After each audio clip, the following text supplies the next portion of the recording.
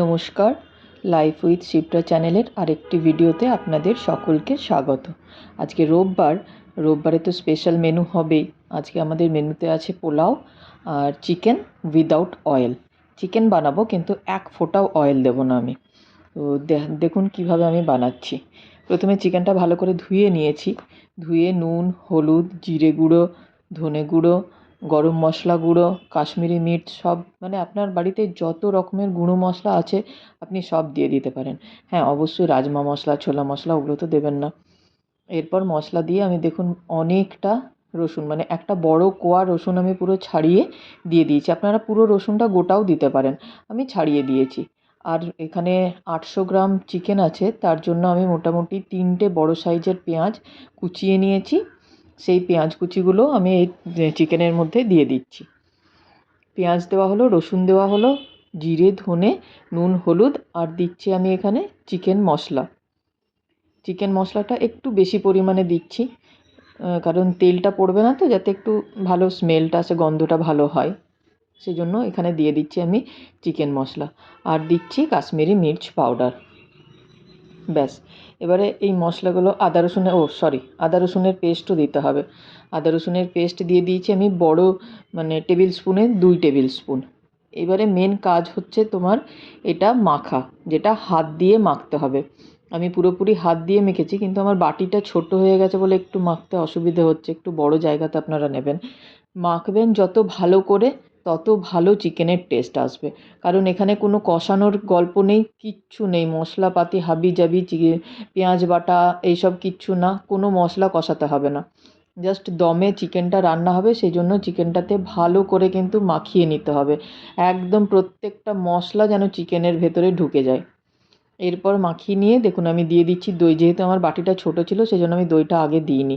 এখানে tomato use করছি না আমি, তাই দইটা একটু বেশি পরিমাণে দিচ্ছি। মানে টেবিল স্পুনে আমি 3 থেকে 3.5 টেবিল স্পুন দই দিয়েছি।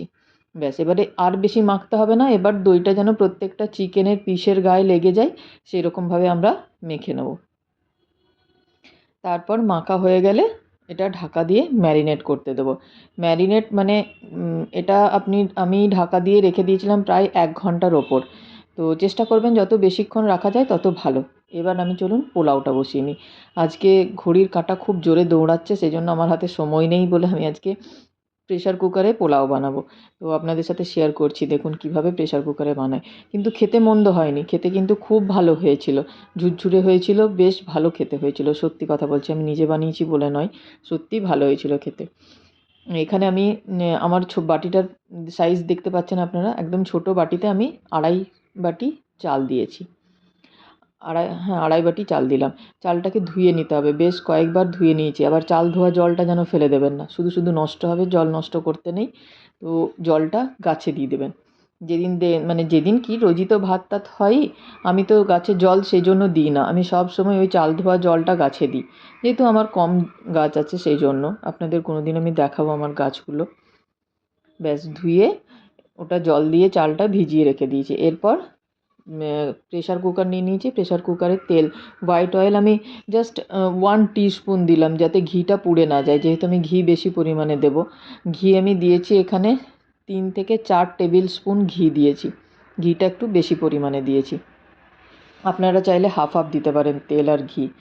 একটা তেজপাতা দিয়ে দিলাম, 2টো দারচিনি স্টিক দিলাম, ছোট ছোট 2টো টুকরো দিয়েছি, 3টে এলাচ দিয়েছি আর 4টে লবঙ্গ। এরপর এটা একটু ভাজতে হবে। যখন দেখবেন গরম মশলা থেকে গন্ধ বেরিয়ে আসছে, তখন এখানে দিয়ে দেবো আমরা কাজু আর কিশমিশটা। কাজু কিশমিশটাও একটু ভেজে নেব লাল লাল। যখন দেখবেন লাল লাল হয়ে গেছে, কালার চেঞ্জ হয়ে গেছে, কিশমিশগুলো একটু ফুলে গেছে, তখন দিয়ে দেবো আমি হলুদ গুঁড়ো। আমি এখানে 2.5 বাটি চালের জন্য 1.5 টিস্পুন হলুদ নিলাম। তারপরে চালটা দিয়ে দিচ্ছি। হলুদটা দেওয়ার সাথে সাথেই আমি চালটা দিয়ে দেবো। তারপর চালটা দিয়ে কিন্তু এবার ভালো করে ভাজতে হবে। মানে যতক্ষণ পর্যন্ত না পোলাও গন্ধ বেরোয়, সবাই গন্ধ পাবে বাড়িতে, তখন ভাজা বন্ধ করতে হবে। মাঝখানে দিয়ে দিচ্ছি নুন। আমি 1.5 টিস্পুন নুন দিলাম আর হাফ টিস্পুন আদা বাটা দিলাম। আমি এটা দিই পোলাওয়ে, আদা বাটা নুনটা দিই যাতে মিষ্টিটা একটু ব্যালেন্স থাকে। এরপর দিয়ে দিচ্ছি জল। 2.5 বাটি চাল নিয়েছিলাম আমি, যেই বাটিতে মাপ করে চাল নিয়েছিলাম সেই বাটিরই 5 বাটি আমি জল নিলাম। 2.5 বাটির চালে 5 বাটি জল। আর এখানে 3 টেবিল স্পুন, 3 নয় 3.5 টেবিল স্পুন আমি চিনি দিয়ে দিয়েছি। এবারে সব চিনি দেওয়া হয়ে গেলে ভালো করে নাড়িয়ে আর আমি ঢাকা দিয়ে দেবো। ঢাকা দিয়ে 2 সিটি হলেই পোলাও রেডি হয়ে যাবে। আপনারা বানিয়ে দেখবেন, সত্যি কথা বলছি ভীষণ ভালো টেস্ট হয়েছিল।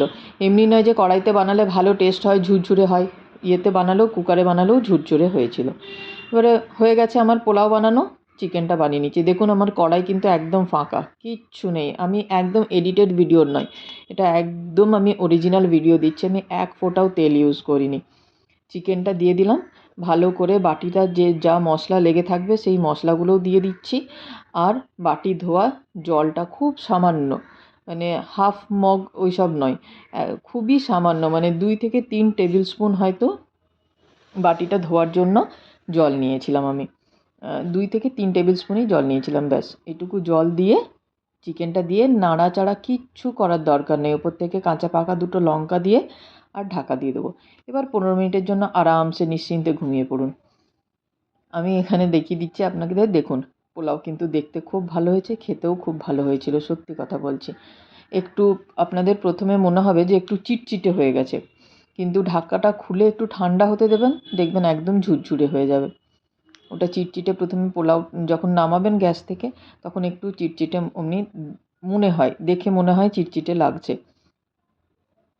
কিন্তু দেখুন একটু পরে এটা একদম ঝুরঝুরে হয়ে যাবে। আমার 15 মিনিট হয়েও গেছে।